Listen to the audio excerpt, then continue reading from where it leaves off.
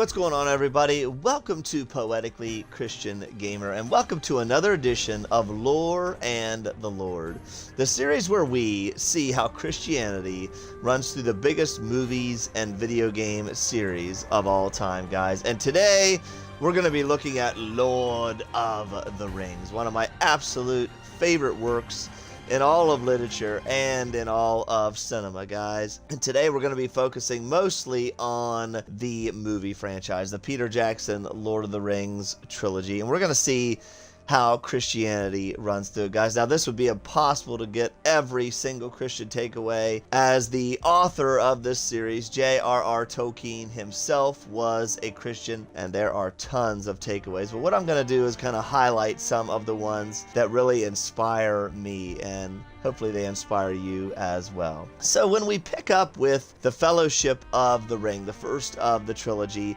we're kind of in the aftermath of the Hobbit book. Bilbo had never found the ring, the one ring to rule them all, but he didn't realize it was the one ring to rule them all. He just thought it was a ring. You know, one of the power rings. He didn't think it was the one ring, and he found it in the Misty Mountains with Gollum and the riddle battle that they had. And so we pick up with Bilbo, you know, kind of loosely using the ring to disappear and have fun with people, and he's not really taking things seriously, not realizing that he could ever fall or things could happen to him, not realizing what the ring has already begun to do to him. When I see this, it makes us think of, you know, us as Christians and how we can become arrogant in our faith, can become complacent and think that we can't fall or that nothing could happen to us. Paul warns us about this in 1 Corinthians chapter 10 and verse 12. It says there that let him that thinketh he stand take heed lest he fall. You see, Bilbo didn't realize what the ring was doing to him and how that flippant, arrogant attitude towards using the ring and going through life was going to affect him until they tried to take the ring away from him. Remember how Gandalf said, Bilbo, the ring is still in your pocket.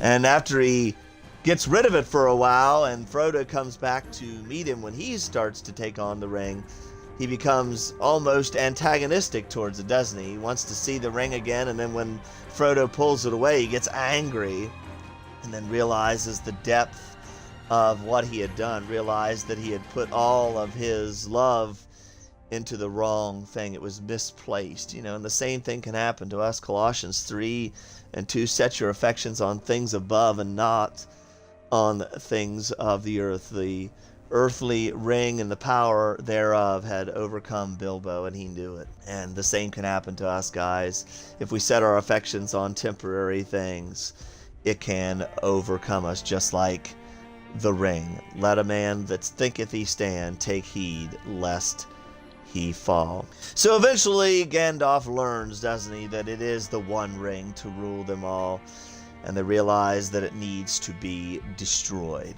And so they call in the Fellowship, don't they? The Fellowship of the Ring, and they're all arguing and trying to decide what they're going to do with it. Gimli raises his axe thinking he could chop it to pieces. What are we waiting for?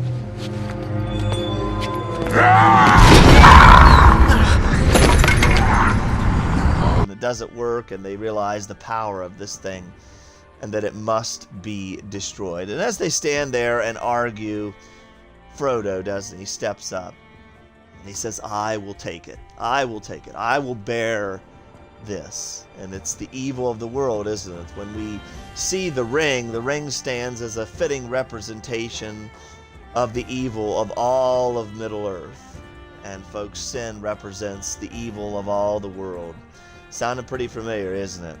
Frodo offers and volunteers to take on the evil of the entire world, to overcome it, and to allow all of Middle-earth to overcome it as well by his efforts.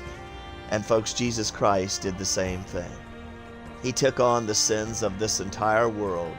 He lived a perfect life that we could never live, and he gave a perfect sacrifice that we could never give, so we could overcome the sins of this entire world. Makes us think of Isaiah 53 and verse 6. We were like sheep that were scattered and lost, but the Lord laid upon him the sins of the world. Well, that's what Frodo had done by bearing the ring. He had taken on the evil of all of Middle-earth, just like Jesus Christ took on the sins of this entire world to try to overcome it, to destroy it, to conquer it, and give us all that hope that we so desperately needed. And of course, after they discover that it's the One Ring, Saruman, one of the wizard friends of Gandalf, realizes what it is, doesn't he? Realizes what Gandalf has stumbled upon, and instead of deciding to fight for what's right and to do what's right, he decides to join with Sauron, doesn't he? Join with the evil, because there's no overcoming it in his mind. He says, we cannot fight this, we cannot win. And Gandalf has that famous line, doesn't he? When did Saruman, throw over wisdom for madness, And it reminds us, doesn't it, in this life, that even some of the most closest to God can be fooled. As we talked about, take heed lest we fall. We're also told by Jesus Christ in Matthew 24 and verse 24 that there will come false teachers, false prophets, and they will be able to fool many, even the very elect sake. In other words, those that are closest to God are going to be fooled by people of power, by things of this world, and are going to become part of it. It reminds us so much every time I see Saruman and how he was once one that fought for all that was good and all that was right and loved Middle-earth. He became the enemy, then he became what he fought against. He had even fooled the very elect's sake. Saruman was the leader of that guild, wasn't he? The leader of the wizards. And it even fooled him, got him to buy into it and fight against even his own friend Gandalf. Of course, they move on, don't they? And as they move on, and as Frodo's bearing the ring, he realizes all that's going to come with it, doesn't he? The Nazgul are in constant pursuit of him. He's seeing the visions of Sauron when he puts the ring on. He's beginning to feel the weight of the ring, the weight of evil, the weight of sin. And it gets tougher and tougher, doesn't it, as they go along, and others are becoming obsessed with it as part of the fellowship. Boromir, remember, he is constantly looking for an angle and a way to where he can get the ring for himself, and little by little he's losing himself and becoming obsessed with the ring and its power. Well, we do the same thing, and we see the same thing in this life, how people can become obsessed with power or achievements, things in this life. Once again, set your affections on things above, not on things of the earth.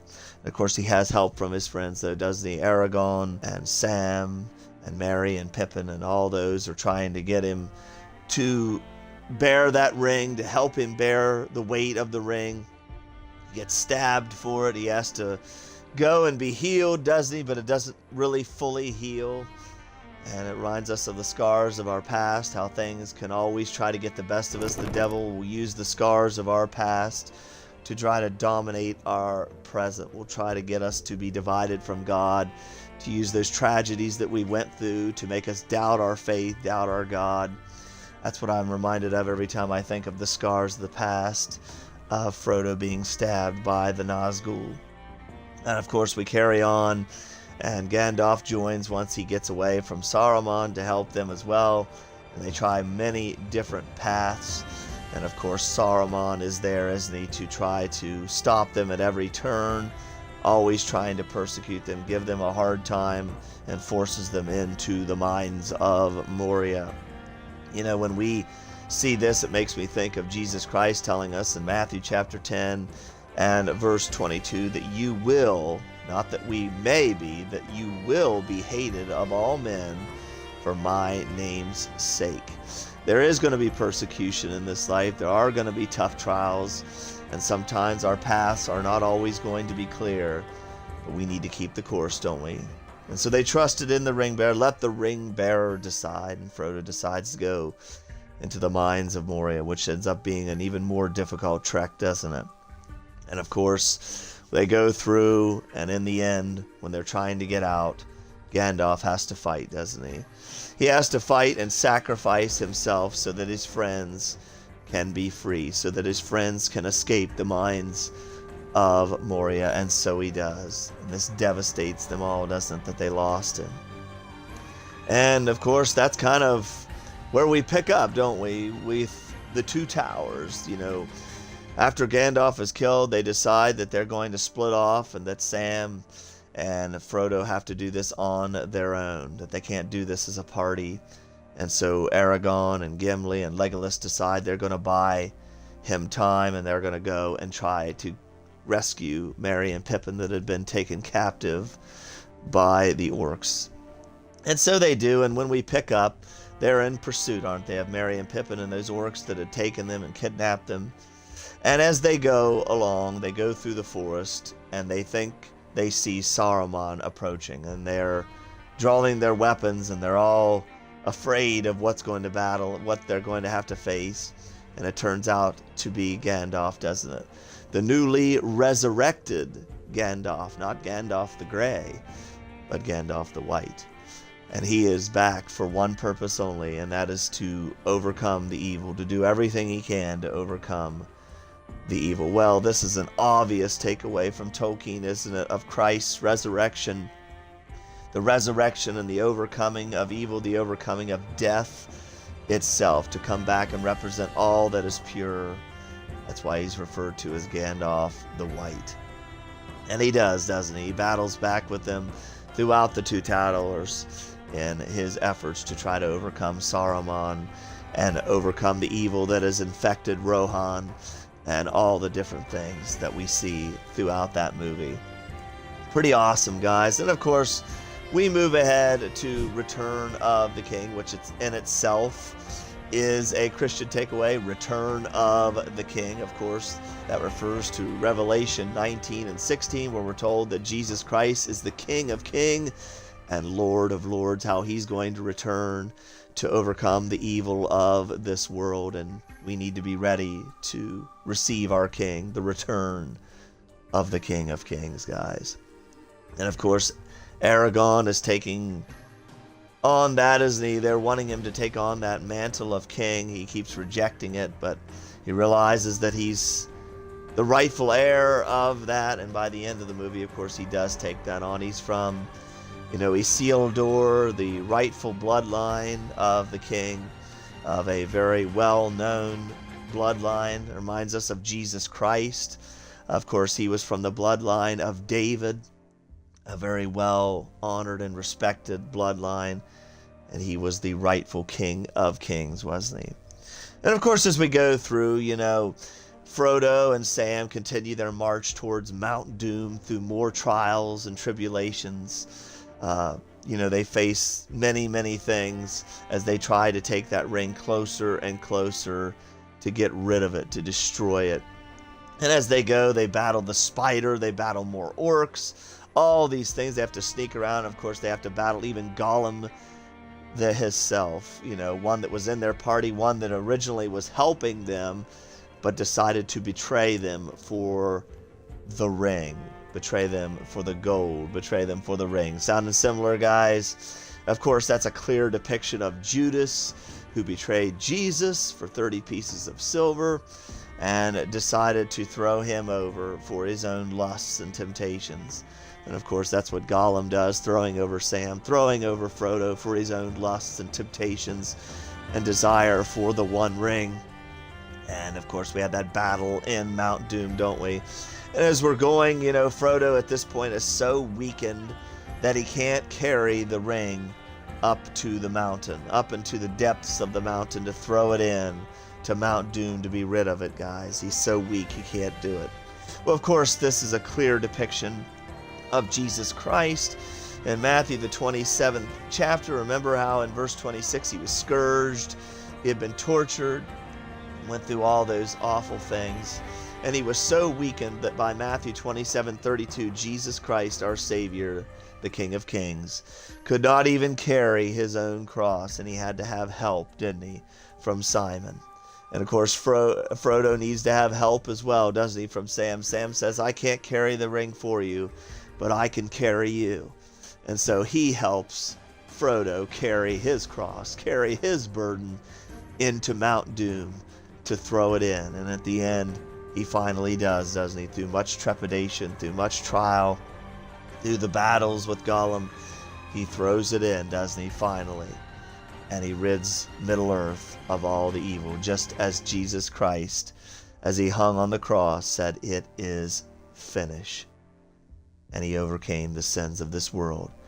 And he is the reason that you and I still today have the hope of everlasting life, the hope to overcome sin, to overcome evil, to be the best part of ourselves. Yes, Frodo was the hero, wasn't he? But as he returns home at the end of Return of the King, he realizes that he needs rest from that. He realizes that he needs to heal from all the burdens that the ring had put upon him. And so they're getting on the boat, aren't they? Him and Bilbo and Gandalf and the elves.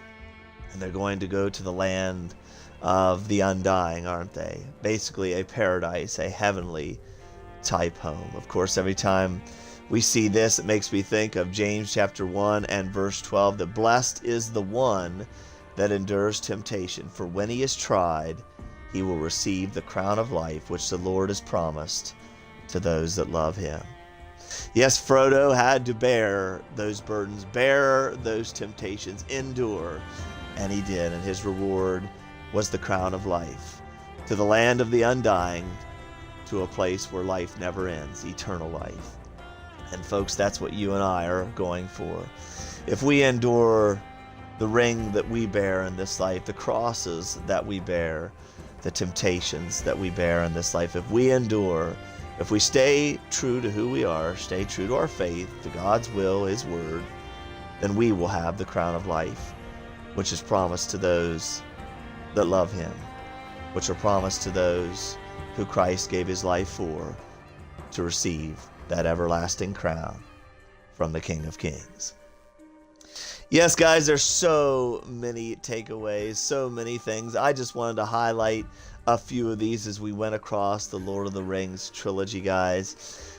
Let me know how you see God running through it. If you enjoy this series, Lore and the Lord, thumbs up this video, give it some hype, hit the hype button, share it out with anyone who you think would be inspired by this, guys. Leave your comments below, and of course subscribe if you are new and don't want to miss anything that we do. We do these bi-weekly at 3 p.m. EST on Thursdays with our Should Christians Play, where we review video games for both moral and Christian, physical accessibility and moral Christian content. What's in video games? We have this series called Should Christians Play, where we review video games. And then the other weeks, the off weeks, we do this Lore and the Lord, where we look at how Christianity runs through the biggest movies and video game series. I hope you've enjoyed this look at Lord of the Rings, guys. And until the next one, blessed wishes, my friends.